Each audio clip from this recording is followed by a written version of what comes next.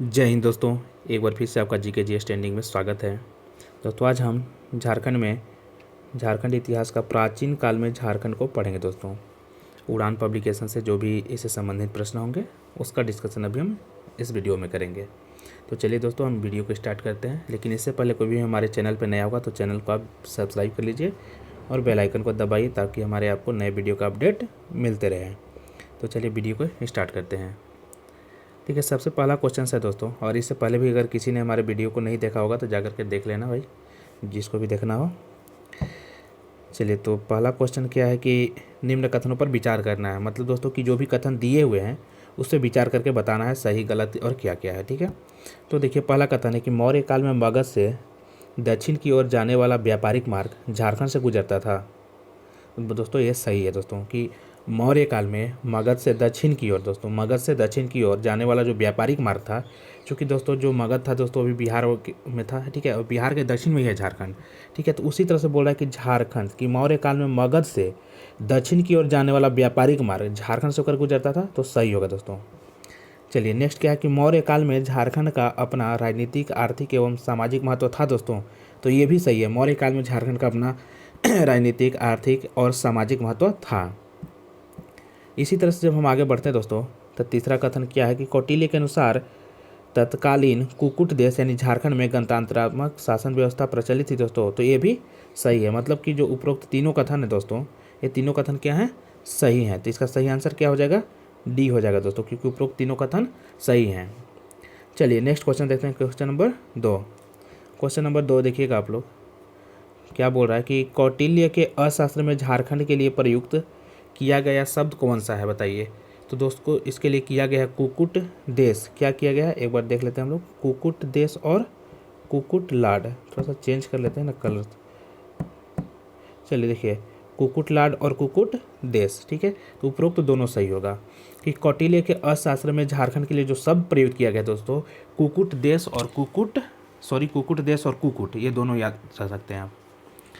चलिए question number 3 है कि कौटिल्य के अनुसार झारखंड में किस प्रकार की शासन प्रणाली स्थापित थी, बताइए। कौटिल्य के अनुसार दोस्तों तो गणतंत्रात्मक था। कैसा था, गणतंत्रात्मक। ठीक है, तो याद रख सकते हैं कि कौटिल्य के अनुसार झारखंड में जो शासन व्यवस्था थी उस टाइम दोस्तों वो कैसा था, गणतंत्रात्मक था। चलिए नेक्स्ट क्वेश्चन नंबर 4 है कि चंद्रगुप्त मौर्य के शासनकाल में सेना के प्रयोग हेतु इनमें से कौन सी चीज़ झारखंड से मंगाई जाती थी दोस्तों, बताइए। बहुत बढ़िया क्वेश्चन है दोस्तों कि चंद्रगुप्त मौर्य के शासनकाल में सेना के प्रयोग के लिए इनमें से मैंने जो नीचे दिया हुआ है दोस्तों, घोड़ा, हाथी, अस्त्र शस्त्र और रसद, क्या मंगाया जाता था। तो इसका आंसर आप लोग बहुत आराम से कर सकते हैं दोस्तों, क्योंकि झारखंड में क्या पाया जाता है सबसे ज़्यादा, हाथी दोस्तों। झारखंड में क्या पाया जाता है, हाथी। और हाथी उस टाइम भी दोस्तों झारखंड से अलग अलग राज्यों में दिया जाता था दोस्तों, क्योंकि यहाँ पे हाथी बहुत फेमस है यहाँ का। ठीक है, तो हाथी इसका सही आंसर होगा।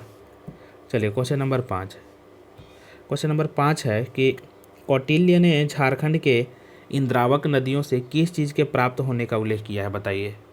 तो हीरा। किस चीज़ के प्राप्त होने का उल्लेख किया है दोस्तों, हीरा। तो कौटिल्य ने झारखंड के इंद्रावक नदियों से हीरा प्राप्त होने का उल्लेख किया है दोस्तों, याद रखिए, हीरा। चलिए नेक्स्ट क्वेश्चन नंबर 6। देखिए क्वेश्चन नंबर 6 क्या है कि झारखंड प्रदेश में अशोक द्वारा, देखिए क्या बोल रहा है कि झारखंड प्रदेश में अशोक द्वारा बौद्ध धर्म के प्रचार हेतु किस अधिकारी को भेजा गया था, बताइए। तो इसका सही आंसर होगा दोस्तों रक्षित को भेजा गया था। किसको भेजा दिया था, रक्षित को, याद रखिए, किसको, रक्षित को। तो झारखंड प्रदेश में अशोक द्वारा बौद्ध धर्म के प्रचार हेतु जिस अधिकारी को भेजा गया था उसका नाम था रक्षित। चलिए नेक्स्ट क्वेश्चन नंबर 7, बताइएगा कि किस मौर्य सम्राट के कलिंग अभिलेख में झारखंड के संबंध में वर्णित है कि इस क्षेत्र के जनजातियों को मेरे धर्म का आचरण करना चाहिए दोस्तों। तो इसका कौन थे, अशोक जी थे। कौन थे, अशोक। इसका सही आंसर क्या होगा, अशोक। जी हाँ दोस्तों, जो मौर्य सम्राट था अशोक, उसने कलिंग अभिलेख में झारखंड के संबंध में यह वर्णित किया है कि इस क्षेत्र के जनजातियों को मेरे धर्म का आचरण करना चाहिए। चलिए क्वेश्चन नंबर 8 है दोस्तों कि अशोक द्वारा जनजातियों के बीच बौद्ध धर्म के प्रचार के लिए जिसे भेजा जाता था उसे क्या कहते थे दोस्तों। तो उसको कहते थे हम लोग आठवीं। क्या बोलते थे उसको, आठवीं। जी हाँ दोस्तों, तो आप याद रख सकते हैं, क्या चीज़ आपको याद रखना होगा कि अशोक द्वारा जनजातियों के बीच बौद्ध धर्म के प्रचार के लिए किसको भेजा जा सकता था? आठवीं लोगों को। किसको? आठवीं को भेजा जाता था दोस्तों, याद रखिए। चलिए नेक्स्ट क्वेश्चन, क्वेश्चन नंबर 9 कि झारखंड के किस स्थान से रोमन साम्राज्य के सिक्के प्राप्त हुए हैं? बताइए दोस्तों। तो सिंहभूम से प्राप्त हुआ है। कहाँ से प्राप्त हुआ है? सिंहभूम से। तो झारखंड राज्य के सिंहभूम से दोस्तों क्या प्राप्त हुआ है? रोमन साम्राज्य के सिक्के। कौन से सिक्के दोस्तों? रोमन साम्राज्य के सिक्के प्राप्त हुए हैं। कहाँ से? सिंहभूम से दोस्तों। सिंहभूम मतलब आज चाईबासा, टाटा यानी जमशेदपुर वाला क्षेत्र। क्वेश्चन नंबर 10 देखिए, क्वेश्चन नंबर 10 है कि निम्न में से झारखंड के किस स्थान से इंडो सीथियन सिक्के प्राप्त हुए हैं? बताइए, झारखंड के किस स्थान से इंडो सीथियन सिक्के प्राप्त हुए हैं दोस्तों? तो चाईबासा से। कहाँ से प्राप्त हुआ है? चाईबासा, याद रख सकते हैं। तो आप याद रखिए दोस्तों कि झारखंड के जो रोमन साम्राज्य के सिक्के वो भी सिंहभूम से प्राप्त हुए हैं, मतलब चाईबासा ये सब के क्षेत्र से। और जो आपका इंडो सीथियन सिक्के है दोस्तों, इंडो सीथियन सिक्के ये भी कहाँ से? चाईबासा से प्राप्त हुए हैं।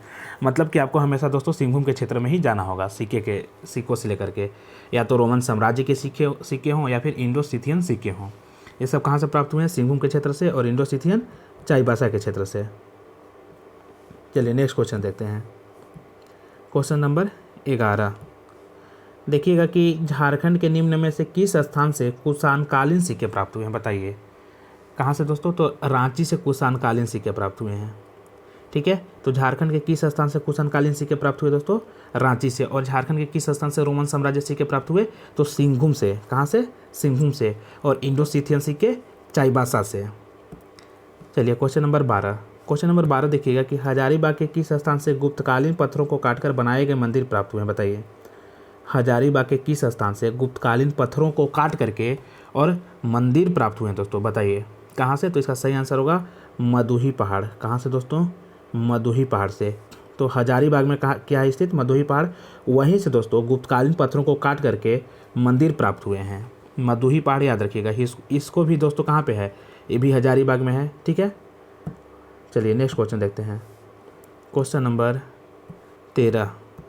चलिए क्वेश्चन नंबर 13 में देखिएगा दोस्तों, क्वेश्चन नंबर 13 में देखिएगा कि झारखंड में दोस्तों क्या है कि झारखंड में मुंडा पाहन तथा महतो व भंडारी प्रथा किस काल की देन है? बताइए, बताइए दोस्तों कि झारखंड में कौन सा मुंडा पाहन तथा महतो, एक बार कलर चेंज कर लेते हैं दोस्तों।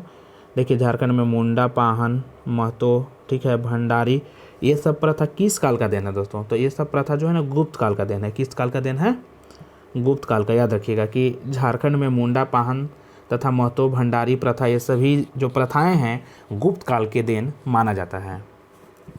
चलिए क्वेश्चन नंबर 14, क्वेश्चन नंबर 14 में क्या कर रहा है, ध्यान दीजिएगा आप लोग दोस्तों कि समुद्रगुप्त के शासनकाल में झारखंड का उल्लेख किस नाम से किया गया है?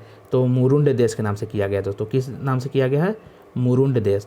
तो समुद्रगुप्त के शासनकाल में झारखंड को मुरुंड देश कहा जाता था दोस्तों। क्या कहा जाता था? मुरुंड देश। चलिए क्वेश्चन नंबर 15, झारखंड में निम्न में से किस गुप्त शासक ने पुंडवर्धन को अपने साम्राज्य में मिला लिया जिसमें झारखंड का विस्तृत क्षेत्र शामिल था? बताइए। तो समुद्रगुप्त थे। कौन थे?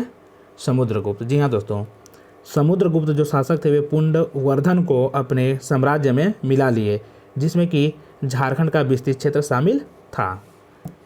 चलिए नेक्स्ट क्वेश्चन देखिए। चलिए क्वेश्चन नंबर 16, क्वेश्चन नंबर 16 है दोस्तों, एक बार थोड़ा नीचे इसको स्क्रॉल करते हैं। क्वेश्चन 16 है कि चंद्रगुप्त द्वितीय के शासनकाल में भारत आए चीनी यात्री फाहियान ने झारखंड को किस नाम से संबोधित किया है? बताइएगा आप लोग कि झारखंड को किस नाम से संबोधित किया दोस्तों। तो बहुत अच्छा क्वेश्चन है दोस्तों, कुकुटलाड नाम से। किस नाम से? कुकुटलाड। तो चंद्रगुप्त द्वितीय के शासनकाल में भारत आए चीनी यात्री फाहियान ने झारखंड को कुकुटलाड कहा है दोस्तों। क्या कहा है? कुकुटलाड।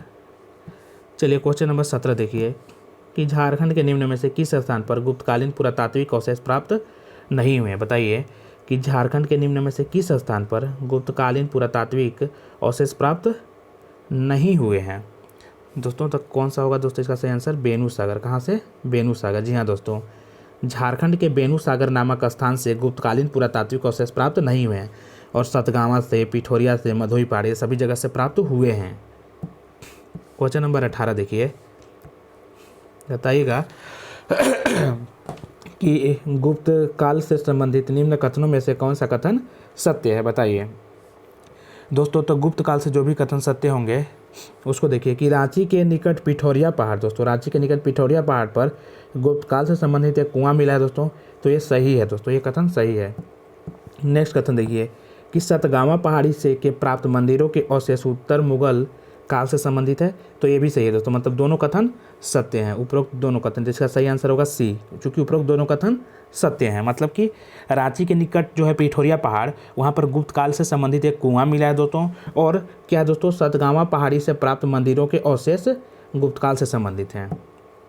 चलिए नेक्स्ट क्वेश्चन देखते हैं, और अभी स्टार्ट होता है दोस्तों क्वेश्चन नंबर 19। चलिए क्वेश्चन नंबर 19 देखिए, क्वेश्चन नंबर 19 है, बताइएगा एक बार थोड़ा सा जूम आउट। चलिए क्वेश्चन नंबर 19 देखिए कि शशांक ने अपने साम्राज्य को सुचारू रूप से संचालित करने हेतु निम्न में से किसे राजधानी बनाया था, बताइए।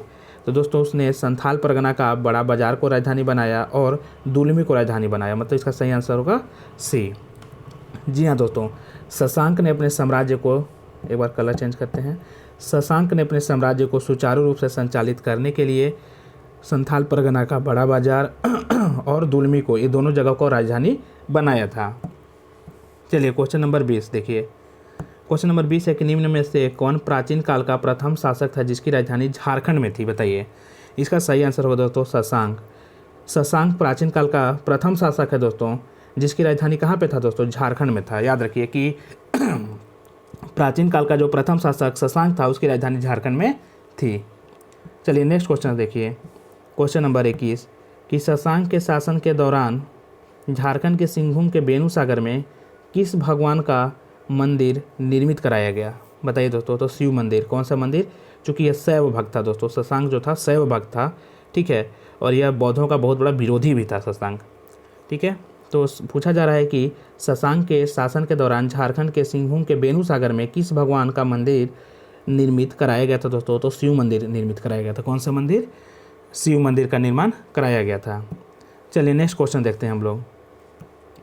नेक्स्ट क्वेश्चन देखिए दोस्तों कि शैव धर्म का अनुयायी वह शासक जिसने झारखंड में विभिन्न शिव मंदिरों का निर्माण कराया था दोस्तों, तो अभी आपको बता दिए इसका सही आंसर होगा शशांक। जी हाँ दोस्तों, शैव धर्म का जो अनुयायी था दोस्तों, कौन, शशांक, ठीक है। यह झारखंड में विभिन्न शिव मंदिरों का निर्माण कराया है, याद रखिए। शशांक किस धर्म से था, शैव धर्म से। चलिए क्वेश्चन नंबर 23 देखिए कि शशांक के काल का प्रसिद्ध शिव मंदिर बेनू सागर कहाँ पे स्थित है, बताइए। बेनू सागर कहाँ पे स्थित है दोस्तों, तो कोचांग में है। कहाँ पे है दोस्तों, कोचांग में। जी हाँ दोस्तों, शशांक के काल का प्रसिद्ध शिव मंदिर बेनू सागर कोचांग में स्थित है। क्वेश्चन नंबर 24 देखिए कि निम्न में से किस सम्राट ने झारखंड के सभी बौद्ध केंद्रों को नष्ट कर दिया तथा हिंदू धर्म महत्ता स्थापित करने का प्रयास किया दोस्तों। तो इसका सही आंसर हो जाएगा शशांक। कौन होंगे दोस्तों, शशांक। जी हाँ दोस्तों, शशांक कोई सा शासक था दोस्तों, पहले बता दिए, जो कि झारखंड के सभी बौद्ध केंद्रों को नष्ट कर दिया तथा हिंदू धर्म महत्ता स्थापित करने का प्रयास किया। क्वेश्चन नंबर 25 देखिए दोस्तों, क्वेश्चन नंबर 25 है कि झारखंड के किस क्षेत्र में हर्षवर्धन की मुलाकात ह्वेनसांग से हुई थी दोस्तों। तो याद रखिए राजमहल के क्षेत्र में। कहाँ पे हुआ था, राजमहल के क्षेत्र में। तो झारखंड के राजमहल के क्षेत्र में हर्षवर्धन की मुलाकात ह्वेनसांग से होती है। चलिए क्वेश्चन नंबर 26 देखिए, क्वेश्चन नंबर 26 है दोस्तों कि हर्यक वंश का वह शासक जो झारखंड के क्षेत्र में बौद्ध धर्म का प्रचार करना चाहता था, बताइए कि हर्यक वंश का वह शासक दोस्तों कौन था, तो बिंबिसार था। याद रखिए बिंबिसार। तो हर्यक वंश का वह शासक था दोस्तों बिंबिसार, जो झारखंड के क्षेत्र में बौद्ध धर्म का प्रचार करना चाहता था। चलिए क्वेश्चन नंबर 27 देखिए, क्वेश्चन नंबर 27 है, क्वेश्चन नंबर 27 आप लोग देखिए दोस्तों कि निम्न में से कौन सा कथन गलत है दोस्तों, असत्य है, यानी गलत कथन को आपको बताना है दोस्तों, ठीक है। तो ध्यान से आप लोग देखते रहिए दोस्तों कि कनौज के राजा यशोवर्मन के विजय अभियान के दौरान मगध के राजा जीवगुप्त द्वितीय को झारखंड में शरण लेनी पड़ी दोस्तों। तो ये कथन सत्य है दोस्तों कि कनौज के राजा जो थे दोस्तों, कनौज के राजा, एक बार बदल देते हैं, कनौज के राजा जो यशोवर्मन थे, उनके विजय अभियान के दौरान दोस्तों, कब, विजय अभियान के दौरान मगध के राजा जीवगुप्त द्वितीय को झारखंड में शरण लेना पड़ा था, याद रखिए। नेक्स्ट कथन देखते हैं दोस्तों कि ह्वेनसांग ने अपने यात्रा वृत्तांत में राजमहल क्षेत्र की चर्चा करी है।